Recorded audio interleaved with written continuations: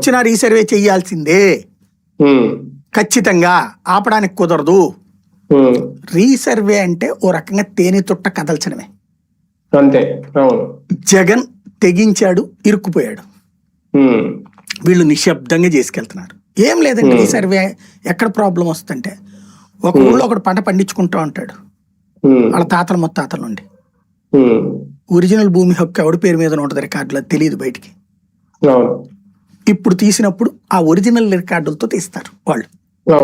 అప్పుడు అన్నట్టున్నారుగా 100 ఏళ్ల క్రితం వివరాలు కూడా బయటికి తీస్తామని. అది ఉన్నాయి ఇప్పుడు.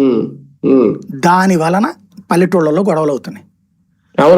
మీరు మొదట ఒక ఇల్లు కట్టుకున్నారు, ఇంటి పక్కన కొద్ది ఖాళీ స్థలం ఉంది, ఆ ఖాళీ స్థలంలో పార్కింగ్ పెట్టుకున్నారు, పార్కింగ్ తర్వాత షెడ్ వేసుకున్నారు, షెడ్కి గోడ కట్టుకున్నారు, తర్వాత స్లాబ్ వేస్తాం. అట్లాగే అయిపోయింది. ఇది మీ చేతిలో ఉంది. వాస్తవంగా అది ప్రభుత్వ భూమి అయి ఉండొచ్చు, లేదా పక్కనోడి స్థలం అయి ఉండొచ్చు. పక్కనోడు ఎప్పుడో తాతల నాడు ఆయన చచ్చిపోయి ఉంటాడు, లేకపోతే ఆయన భూమి రాసి ఇచ్చేసి ఉంటాడు, ఆయన వెళ్ళిపోయి ఉంటాడు. ఆ తర్వాత నా భూమిని వాళ్ళ మనవాళ్ళు ఎవరో తీసుకుని ఉంటారు. వాళ్ళు ఆ పక్క నుంచి మీ పక్క నుంచి వాళ్ళు బిగిన్ చేసుకుని ఉంటారు.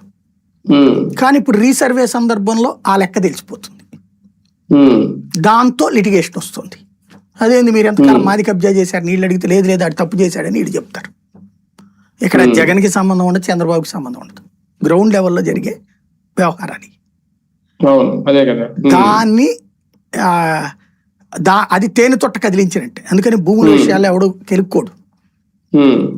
ఇప్పుడు వీళ్ళు రోజు రాసుకొస్తున్న రెవెన్యూ గొడవలు అయ్యే ఉండేది భూములకు.